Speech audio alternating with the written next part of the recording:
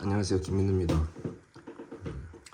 이어서 수능국어 컨셉 점검 두 번째 문학을 좀 해보겠습니다. 앞선 영상에서 독서를 얘기했잖아요. 독서에서 이제 흐름과 형식을 익혀서 중요한 내용을 찾아라. 그럼 사람이 대화할 때 보면 사람 말 끝까지 들어보지도 않고 네가 지금 이 말 하고 싶은 거지? 이런 사람 만날 때가 있잖아요. 그러면 아닌데 이렇게 반응할 때가 생겨요. 네가 지금 말하는 거 이런 뜻이구나. 아니라니까. 이 독서도 거의 비슷하다는 거예요. 그러니까 섣부르게 이해라는 말을 하면 오해가 생길 수 있으니까 비유적으로 말하면, 그러므로 텍스트 독서를 읽을 때 텍스트에서 뭐를 전달하고 싶은지에 집중해야 되고, 텍스트에서 전달하고자 하는 게 곧 중요한 내용이니까 그 중요한 내용을 찾으라는 거예요. 그게 이제 흐름과 형식에 의해서 발라내질 수 있다. 그걸 보는 연습을 해라. 그래서 찾아라 라고 말한 거잖아요. 문학도 비슷해요. 비유적으로 말하면 지금 이제 월드컵이 한창인데 뭐 우리나라 엄청 욕먹고 있잖아요.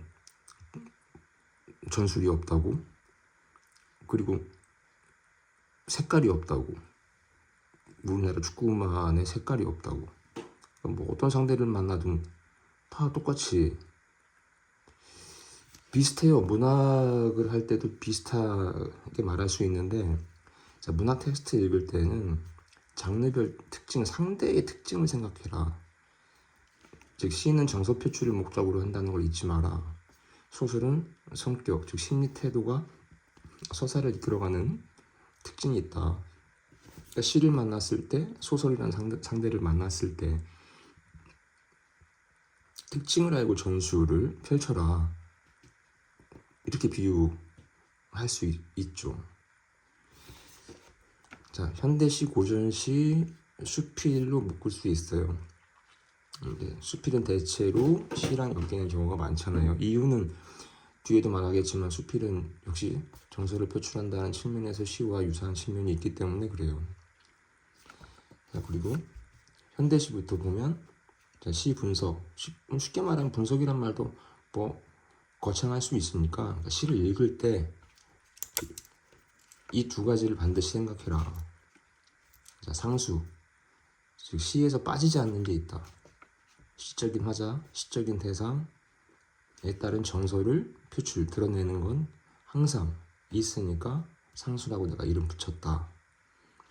참고로 시적인 화자는 표면에 있을 수도 있고 없을 수도 있다는 것 뿐이지 항상 있는 거예요. 자, 그럼 시적인 화자가 시적 대상에 대해서 어떤 인식과 태도, 쉬운 말로 하면 어떤 생각을 드러내는지 찾아라. 그게 정서니까. 자, 근데 변수가 있다. 동일한 대상에 대한 얘기를 하더라도 어떤 처지 상황에 놓여 있느냐를 가지고 다른 정서를 표현할 수 있다는 거죠. 동일한 대상이어도 어떤 처지 상황에 집중하느냐에 따라서 다른 정서가 나올 수 있다. 그래서 시어를 내가 외우지 말라라는 말을 한 이유죠. 자, 참고로 또 처지 상황이라는 말은 다른 말로 시적 상황이라고 할 수도 있어요. 근데 얘는 좀 변화가 있다. 즉 시적인 화자의 처지 상황에 집중할 때가 있고 시적 대상의 처지 상황에 집중할 때도 있다. 그래서 또 변수라고 이름 붙인 거기도 해요. 그러니까 시를 읽을 때 항상 이 상수 변수를 염두에 두고 만나는 텍스트를 읽을 준비를 해라.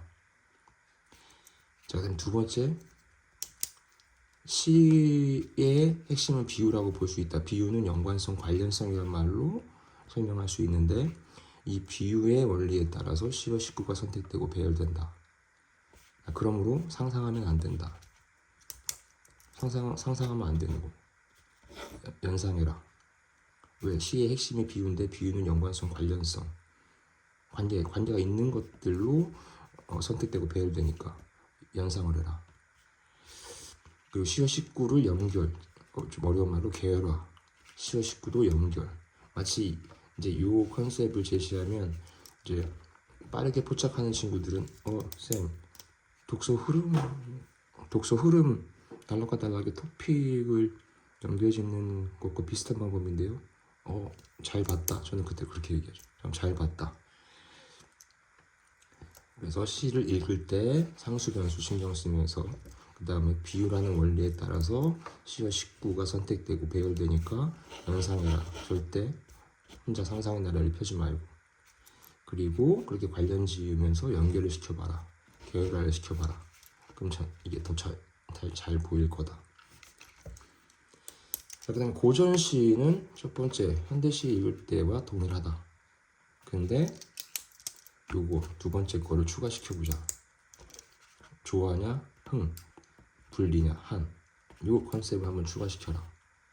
자, 이때 조화는 원하는 상태, 원하는 상황에 놓여 있다는 거예요. 그러니까 일반적으로 많이 쓰는 파지티브다, 긍정적이다. 반대로 분리는 원하지 않는 못마땅한, 마땅치 않은 상황에 놓여져 있다는 거니까 네거티브다, 부정적이다. 즉 조화를 추구하는지 체크해야 돼요. 그리고 조화가 달성되는지 안 되는지 체크해야 돼요. 분리되어 있을 때 말이에요.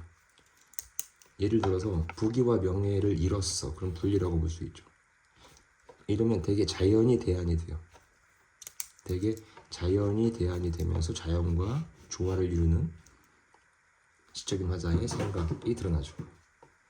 그런데 임이나 사랑하는 사람이나 임금이나 부모와 떨어져 있는 분리의 상태일 때는 자연이 또 대안이 되지 않는, 못하는 경우가 많아요. 그러면 그리운 마음만 이제 드러나게 되죠. 또는 본인이 직접 자연물이 돼서 만나기를 소망하는 생각이 표출되기도 해요. 근데 역시 조화를 달성하지 못하는 경우가 많죠. 그럼 달성이 안 되는 거예요. 자, 그 다음 수필. 시 읽을 때와 역시 동일해요. 아까 말했지만 수필이 시와 종종 엮이는 이유는 정서와 표출하는 시적인 화자로 볼 수 있는 필자의 생각과 느낌을 제시하는 장르의 특징이 있기 때문에. 그러면 역시 수필에서 말하는 걸 대상을 시적 대상이라고 봐도 되는 거예요.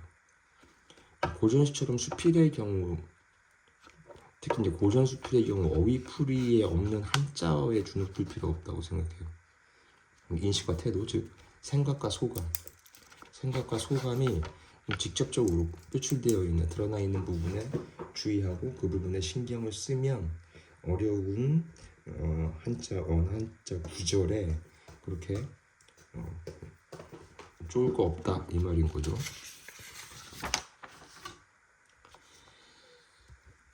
자, 그럼 이번에 또 현대 소설, 고전 소설, 극을 또 세 개를 묶을 수 있어요. 아래쪽에 설명하겠지만 역시 이렇게 세 개를 묶은 이유는 공통점이 있기 때문에 그렇죠. 자, 근데 아까 이제 시작 전에 이제 축구의 전술로 비유를 했잖아요. 시라는 상대를 만났을 때, 소설이라는 상대를 만났을 때, 근데 소설 중에서도 그러면 현대 소설을 만났을 때, 고전 소설이라는 상대를 만났을 때, 극이라는 상대를 만났을 때의 전술의 변화는 공통적으로 유지되는 폼이 있어야 되겠지만 상대에 따라서 조금씩 변화가 필요한 거란 말이에요. 지금 현대소설부터 보면 현대소설은 읽을 때, 현대소설을 분석할 때 반드시 서술자 시점 판단 준비부터 하라고 말합니다. 이걸 좀 쉬운 말로 하면 결국 소설은 누가 누구를 이야기하는가이기 때문에, 자, 서술자 시점 판단으로 누가 누구를 이야기하는지를 포착하는 연습을 해라. 그러니까 독서의 흐름과 형식이 해당 텍스트에서 전달하고자 하는 중요한 내용이 들어있는 부분이라고 말했잖아요. 이것도 비슷해요. 소설은 그냥 뭐 이야기다, 뭐 서사다, 뭐 인물과 인물 사이의 갈등이다 이렇게만 말해버릇하면 그걸 어떻게 제시하고 있는지에 대한 것을 포착하지 못할 확률이 생기니까 좀 스텝을 좀 지키면서 텍스트 읽는 연습을, 보는 연습을 해라 라는 거죠. 자, 예를 들어서 1인칭 주인공 시점이에요.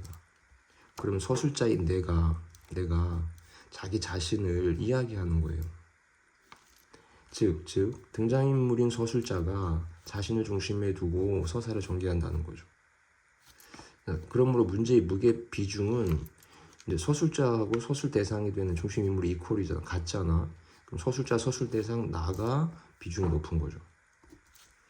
만약에 1인칭 관찰자라고 또 생각해봐요. 그럼 서술자인 내가 누군가를 얘기하는 거예요. 그 누군가가 관찰 대상이 되는 거고. 그럼 이때 우선순위는 관찰 대상이 되는 거죠.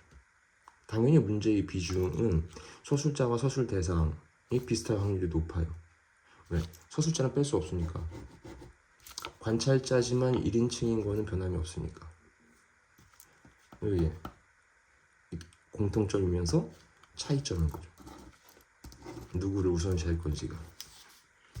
그 이외에 3인칭 관찰자, 전지적 작가 시점 마찬가지예요. 전지적 작가 시점 같은 경우에는 이전 영상들에서 특정 인물의 시각이라고 하는 걸 또 신경 쓰라고 했잖아요.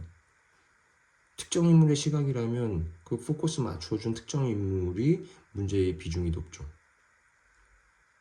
근데 다양한 인물의 시각이라면 당연히 문제도 다양한 인물의 캐릭터, 즉 심리 태도에 관련된 문제가 빠지지 않고 나올 수밖에 없죠. 그럼 문제 유형에서 이런 구조를 보잖아요. 서술상 특징, 서사적 기능. 다른 말로 하면 서술상 특징과 서사적 기능이 소설의 모든 문제의 유형이다 라고 말할 수도 있어요. 저 같은 경우. 왜냐하면 서술상 특징 문제는 전체에 관련된 거고 서사적 기능은 대체로 부분에 제시되는 문제들이잖아요. 예컨대 밑줄친 A, B 아니면 앞부분, 뒷부분의 박스, 앞부분, 중간, 끝부분의 블록 설정 이렇게 되죠.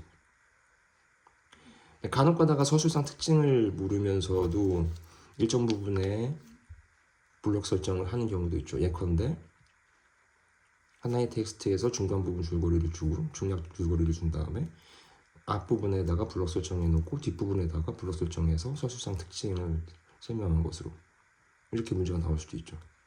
그러면 쉽게 말해서 예컨대 A 블록은 전지적 작가 시점인데 B 블록은 1인칭 주인공 시점일 때 이렇게 나올 수 있는 문제예요. 그런 유형이. 그러니까 이 서술자 시점 판단하는 문제, 이 방법을 가지고 텍스트를 읽는 연습을 하면서 무게의 중심이 어떤 인물에게 있는지 그것으로서 문제의 비중이 어느 쪽에 있을지 예측하는. 다시 독서식으로 말하면 서술자 시점으로 서술상 특징과 서사적 기능을 볼 줄 알아야 여러분들이 아마 그토록 보면은 소설 같은 경우 기니까 좀 더 빨리 읽고 싶은데 빨리 읽다가 날림으로 읽어가지고 중요 인물을 착각한다든지 이런 일을 예방할 수 있다는 거죠. 어디를 봐야 되는지 서술상 특징을 분해하면 서사적 기능이고 서사적 기능을 결국 종합하면 서술상 특징 문제라고 할 수 있어요. 그래서 말하는 겁니다. 소설의 문제의 유형은 두 가지로 말할 수 있다. 서술상 특징과 서사적 기능. 자, 그 다음에 어떤 문제를 풀든지 간에 성격, 즉 심리 태도, 서사. 아까 말했죠? 성격이 서사를 이끌어간다. 그러니까 또 역시 떨어질 수 없는 관계에 있으니까. 어떤 문제가 나오든지 성격과 서사상에서 일치 불일치 여부를 신경 써야 된다. 자, 그 다음 고전소설. 요게 중요하죠. 고전소설에서도 서술자 개념은 사용돼요. 예를 들어 서술자 직접, 편집자적 논평 이런 말이 문제 선택지에 등장하니까. 그러나 시점 개념은 없다고 볼 수 있어요. 다만 현대소설 관점으로 보면, 현대소설 관점으로 말해보면 대체로 전지적 작가 시점이라고 말할 수 있다. 이 정도로는 표현 가능하죠. 근데 여기서 더 중요한 건 난 이렇게 생각해요. 자, 그러므로 서술 부분에 나타난 성격, 심리 태도에 주의해라. 다시. 자, 고전 소설은 서술자 개념을 사용된다. 그래서 서술자 직접 개입, 편집자 동평이라는 말이 쓰인다. 그러나 고전 소설을 보면서 1인칭 주인공 시점이냐, 1인칭 관찰자 시점이냐 이런 문제는 본 적 없을 거예요. 그런데 애들이 그렇게 말하는 애들이 있어요. 현대 소설 관점으로 보면 대체로 전지적 작가 시점이라고 말할 수 있을 뿐인데 고전 소설은 전지적 작가 시점이다. 이렇게 말하는 친구들이 있어요. 그건 아니라는 거죠. 말을 똑바로 하자는 거죠. 자, 희곡 시나리오는 왜 같이 묶었느냐? 아까 말한 대로 현대 소설, 고전 소설 그걸 왜 묶었냐면 소설과 공통점이 있거든요. 즉 서사가 있다는 거죠. 극도 서사가 있으니까 같이 묶이는 경우가 있는 거예요. 그럼 다른 점은 서술자가 없어요. 극과 시나리오는. 그럼 이게 극이란 상대를 만났을 때 우리가 전술에 신경 써야 되는 부분인 거죠. 그러므로 지시문 주의해라. 지시문이 중요하다. 자, 예를 들어 대사를 제외한 즉 해설, 무대, 대사, 행동 지시문 쪽에서 나타나는 성격, 심리 태도에 주의해라. 자, 성격, 심리 태도가 서사를 이끌어간다. 자, 이거는 현대건 고전이건 극이건 이제 공통점이 되는 거예요. 그리고 극의 경우에 서술자 없으니까 이 서술자 역할을 할 수 있는 지시문이 중요해진다가 전술상에서 신경 써야 될 부분이라는 거죠. 자, 그러니까 다시 이제 곧 25년 수능 완성 영상을 올릴게요. 이걸 가지고 문학의 장르별 컨셉을 내가 제시했는데 리뷰해 보세요. 그리고 이제 올해 수능 완성 유형편에다가 연습을 해보세요. 그리고 얼마 안 있으면 보게 될 7월 교육청 모의고사에서 적용해보고 좋은 결과가 확인될 수 있었으면 좋겠습니다. 네, 여기까지 하겠습니다.